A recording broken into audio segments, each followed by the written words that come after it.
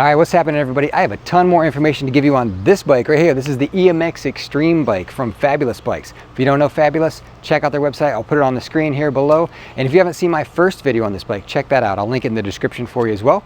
But just to give you a really quick summary, so we've got dual 500 watt motors on this bike, a 48 volt, 28.8 amp hour battery pack, a huge battery pack. It's basically a double battery pack.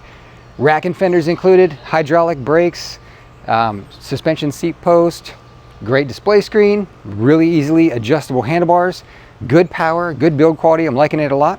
So I'm going to try to download as much info as I can on this bike to you today. Hopefully help you in your decision if you're looking at potentially buying something like this. And full disclosure, this bike is here courtesy of Fabulous. I did not purchase the bike. They sent this to me so I could put information out to the e-bike community. So that's what we're doing today. Now, Fabulous offers this bike in 3 different configurations. You can get the EMX-1, which just has a single 750 watt motor in the rear hub, or you can get this version, which is the dual 500 motors, or you can get the big boy. You can get the dual 750 motors with a 60 volt battery. So I highly recommend that you really know what you're doing with an e-bike before you purchase that one. But today we're looking at the dual 500 watt motor version, and I've got a ton of information to give you, so let's get into it. All right, well, I thought I'd take this bike out for a quick spin as I talk and try to download as much information about this EMX-Xtreme bike to you that I possibly can. I'm going to try to tell you everything I can, what I learned from riding the bike, things that I think might be important to know about it if you're considering buying it. And also, I've got some performance clips too to show you. Took some clips of accelerations and hill climbs and some drag racing footage as well, so we'll get into all that. So let's start working our way through everything here. Well, being this is an all-wheel drive bike, I thought I would first explain how the all-wheel drive system works. It's just super simple. One button right here, this red button. So I'm in single wheel drive right now, rear wheel drive. You can't select just the front motor. So if you're not in all-wheel drive, you're in rear wheel drive. And when I want all-wheel drive, you just push the button right there. Now the front motor is engaged and you got all-wheel drive, and it's a lot more powerful in that mode. I mean, if I go stop here and smash the throttle, you can hear the front wheel do a burnout and try to gain traction. So it's a pretty big difference. There's a lot more hill climb power in all-wheel drive, a lot more acceleration power in all-wheel drive. Single wheel drive is kind of like riding just any other e-bike, really. It's pretty tame. So very easy system to work. I'm gonna turn it back off. I don't need that much power right now. But here's the thing that I did find out while riding it. You can't really engage the front motor on the fly. If the back motor is running, you know, you're pedaling or you're throttling and you push the button for front motor, it doesn't kick in. It doesn't kick in until you stop pedaling or stop throttling and allow it to kind of reset, and then it'll be active. So just know that you can't really kick it in on the fly as you're pedaling. The next thing I want to talk about is the pedal assist and throttle system on this bike. So I've ridden probably 30 e-bikes at this point, and normally that system is set up one of 2 ways. And the first way is that the throttle is just always 100% active, and anytime you push the throttle, you get full power. And I like that system. I like being able to hit the throttle at any point in time, regardless of what pedal assist I'm in, and get full blast of power. You know, if I need extra power to get up a hill really quick or cross a street in front of traffic really quick, I've got it on demand, right?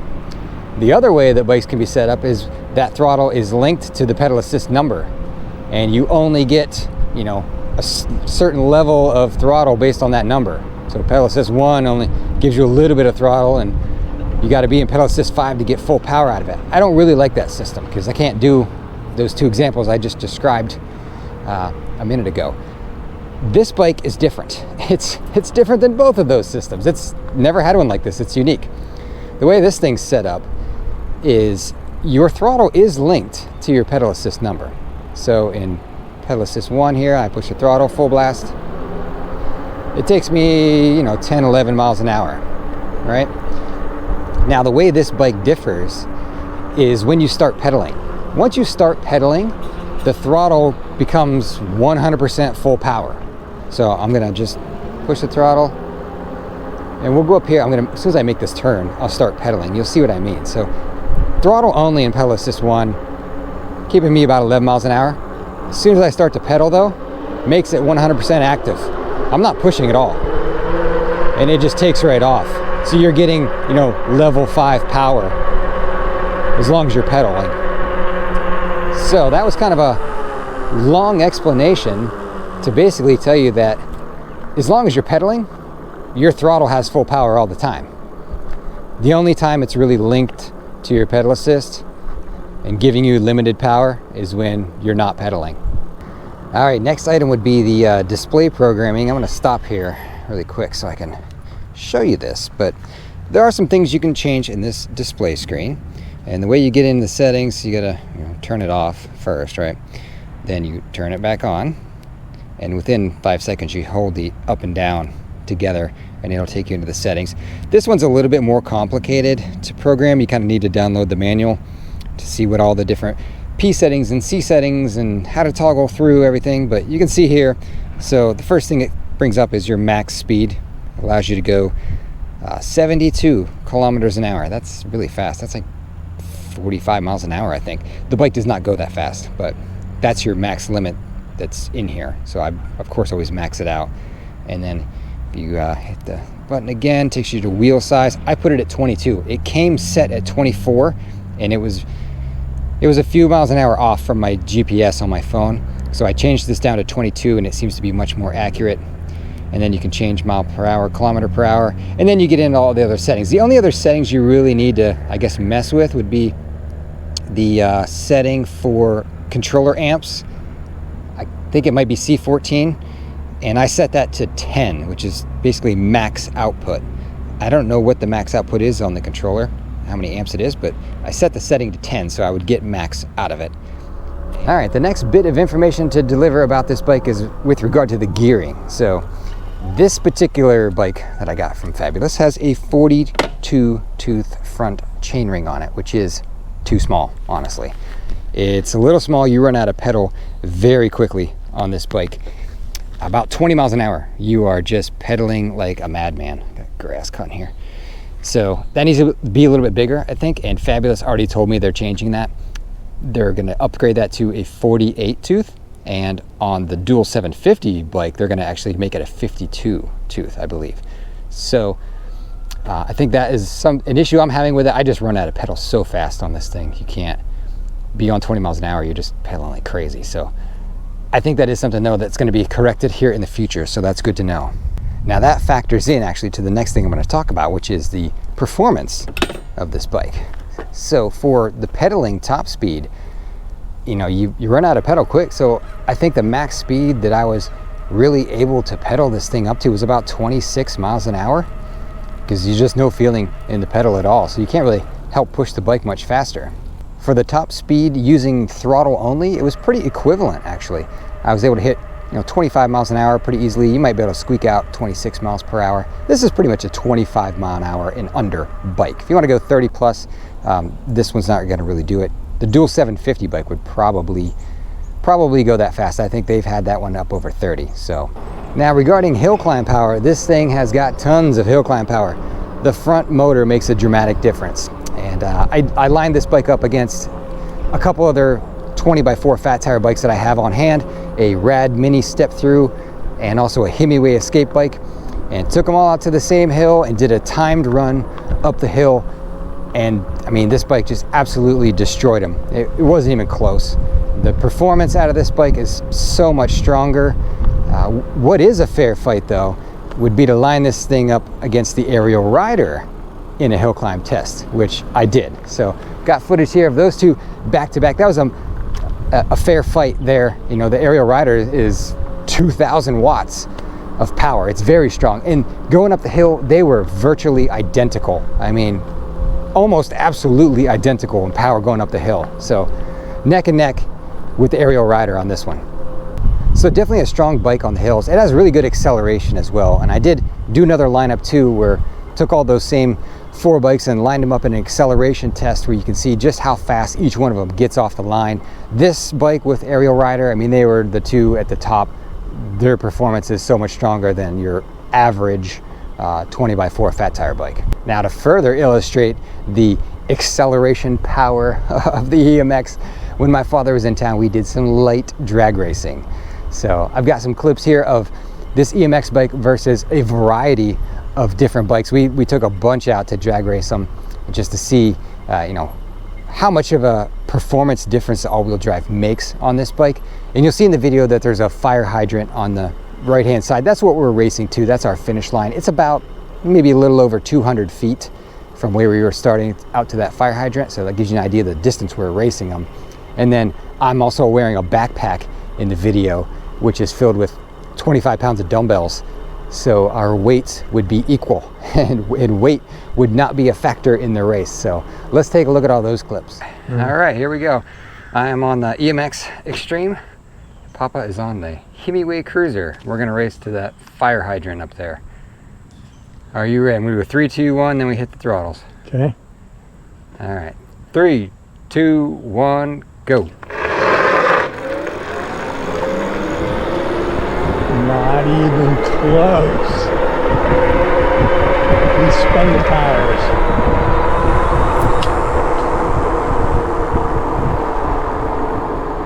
Three, 2, 1, go. Try to lean over the handlebars. The front wheel spins so much.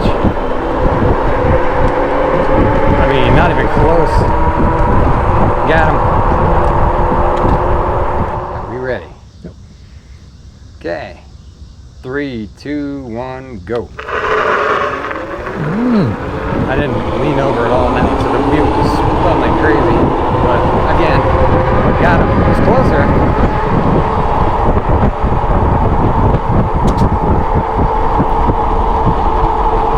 That was the closest. That was probably the closest. So, you rad fans with your upgraded rad controllers, are you ready? Okay. 3, 2, 1, go. Yeah, the Biktrix is pretty good off the line, but you know, the gearing, I get him on the top end. He was like right with me off the line. But with the mid-drive, you know, you're hindered by what gear you're in. This is going to be close. It's going to be very close. All right. This is going to be close. Okay, I believe they say the EMX-Xtreme is supposed to be faster than any 1,000-watt e-bike, which is what the Ariel Rider is. It's a 1,000-watt motor. It peaks at 2,000 though, so this is going to be very, very close.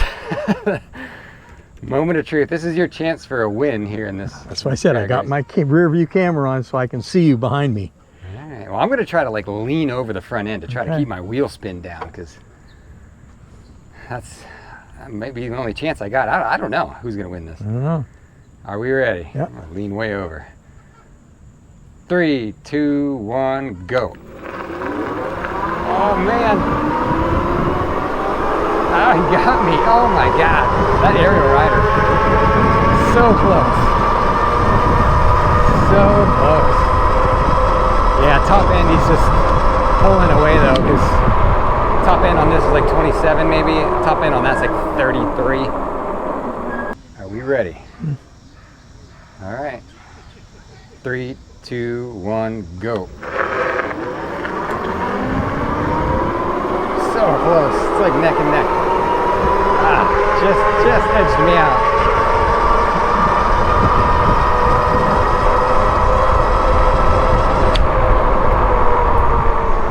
I'm a little surprised that you've beaten me twice with this Ariel Rider bike, because, I mean, just on the cruise back here, that feels more powerful. All right, here we go. You ready? 3, 2, 1, go.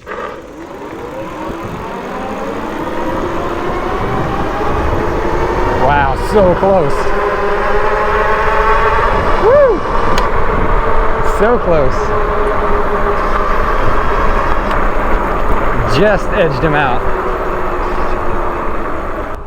Well, as you can see, the EMX-Xtreme bike pretty much annihilated all of the competition, with the exception of that 52-volt X-Class bike from Ariel Rider. That's a really quick bike, and in a 200-foot drag race, I mean, this bike and that bike were virtually identical. I mean, the Ariel edged it out by a nose each time, just because our finish line was right at that point where the Ariel starts taking over. It has much higher top end speed. I think it goes like 33 miles an hour. So after 200 feet or after 20 miles an hour, that bike kind of starts to take over, but off the line, this thing really holds its own. If you can master the launch and, you know, not getting too much wheel spin off the line, it's going to be pretty hard for any bike to beat this thing in an acceleration test. All right, what else to know about this bike? Let's talk about off-roading it. I did take it off-road for just a moment, and I took it up some pretty nasty trails with loose gravel and dried leaves and roots sticking out and areas where the water had washed it away. And what I found was this: it's better not to use the throttle off-road. Whenever you touch this throttle, it's really hard to regulate the amount of power going into that front wheel, and going up a hill like that in loose gravel, it just did a burnout constantly. So anytime I touched that throttle, I just got a lot of wheel spin. It made it really difficult to ride. What was really easy was I put the bike into mechanical gear 3 and pedal assist 3, and the thing took me about anywhere I wanted to go at that point. The pedal assist, when it kicks in the front wheel, it does it very gradual. You know, there's no wheel spin really with it. So it was so much more manageable to ride this off-road, just forgetting about the throttle and using pedal assist only. So that would be my recommendation. The next thing I think you might want to consider, I'm going to plant this seed in your brain just in case you're researching what bike to get. So being that this is set up like a BMX bike, it's a little bit more pedalable than some other bikes. So if we're talking about this bike compared to the Ariel Rider X-Class bike or the Himiway Escape bike, you know, those bikes have fixed seating positions. You can't move the seat up or down at all. So, you know, you get what you get with regard to leg extension. And I find those ones pretty hard to pedal. This one is pretty easy to pedal. I have some clips of myself pedaling 4 different bikes. So the Rad Mini, that bike, the seat goes plenty high. It was really easy to pedal. This bike was easy to pedal. The Himiway Escape bike is very hard to input into the pedals. It's very scrunched up. I'm 6 feet tall. I'm really scrunched up on that bike a lot. And same with Ariel Rider. That one, when I ride that bike, I really don't pedal that thing much at all. I just ride it like a little miniature motorcycle because it's got so much power in the throttle. And the same thing goes for stand-up riding. I ride standing up a lot, actually. It's very comfortable for me. I don't know why, but I like to ride standing up, and you can ride standing up on this bike and also the Rad, and even the Escape, actually. The Himiway Escape bike, the handlebars come high enough, it was comfortable to ride standing up. The Ariel Rider, forget it. You are completely hunched over. It's got that cafe racer style kind of handlebars where, I mean, you can't, if you ever had to ride that bike home with no power, it'd be very hard because you can't pedal it sitting down and you can't pedal it standing up. So I don't know how you would get it home. All right, what else to tell you about this bike? I'm trying to give you a good feel for what it's like riding this thing. So the power. It is a powerful bike, but I'm gonna say it's powerful yet controllable. It doesn't feel like it's really gonna get away from you. The other version, the dual 750 motor version with 60 volt battery, that one, you might have to rein that one in. I've never been on that one, but they tell me in their testing it went 35 miles an hour. I'm guessing that thing is just a beast, and it might be a little hard to control that. This one's not hard to control. It's kind of like that perfect mixture of power, I feel. All right, so the next thing I want to talk about is the power delivery on this bike, and I actually think this is really, really important to know. If I was buying an e-bike, I would want to know this. So let me do my best to explain what I'm talking about here. I'm talking about how the power is delivered with the pedal assist, and I'm going to pull over so I can focus and explain this. But of the 30 bikes that I've been on, there's usually 2 different things I see. The first option is in pedal assist 1, they have those levels linked to a specific mile per hour. So example, pedal assist 1 might be linked to 10 miles an hour. So when you're in pedal assist 1, you start pedaling, the bike just dumps in all kinds of power and drags you up to 10 miles an hour. And then once it hits 10 miles an hour, it cuts out. And then when you increase it to pedal assist 2, it drags you with full power up to like 15 miles an hour and then it cuts out. I hate that. I do not like it when they're set up that way. It makes it really hard to ride the bike at low speed. You know, I have got that Cyrusher XF900 bike, and that's what it does. When you're in pedal assist 1, it's dumping in over 1,000 watts, just takes off like a banshee up to 10, 12 miles an hour and then cuts out. So you literally can't ride that bike under 10 miles an hour. The other way they can be set up is where the pedal assist is linked to a certain watt output. And I find that system much, much easier to use and much better frankly. I mean, you can ride, that's how this one is set up. That's how the EMX is set up. The pedal assist is linked to a certain watt output, and you can ride this bike around at 4 miles an hour in pedal assist 1, no problem, because it's only giving you like 150 to 170 watts. So I went through and checked them all.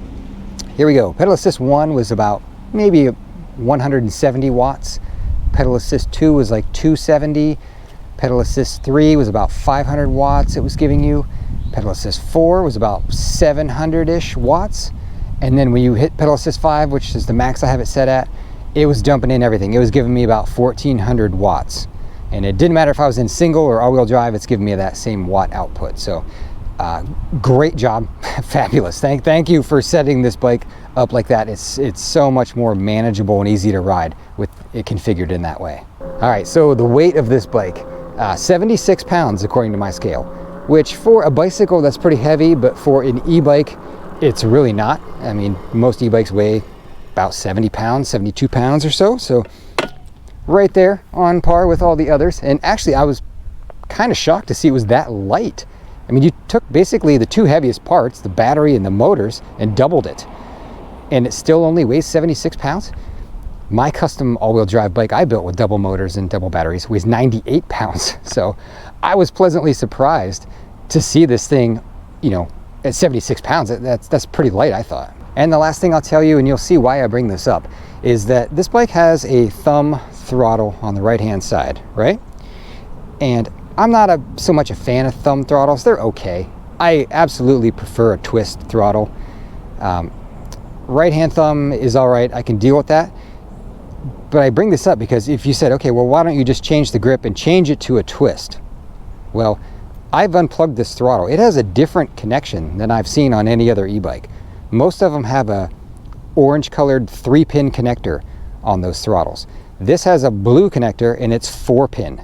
So if you go to Amazon, you buy a throttle there, you better make sure it has that style plug. I'll try to put a picture up for you. You can see what I'm talking about, but I've never seen that style plug before on any throttles. So I can't just run out and grab one off Amazon. I didn't see any that matched it. So I'm kind of stuck with that thumb throttle there for now, unless I could find or source a throttle with that connector on it. So that is about all the notes I had to tell you on this bike. I tried to just empty my brain about it to give you as much information as I can. It's a sharp looking bike. It's filthy dirty right now. I was just riding it over in an empty lot there a minute ago.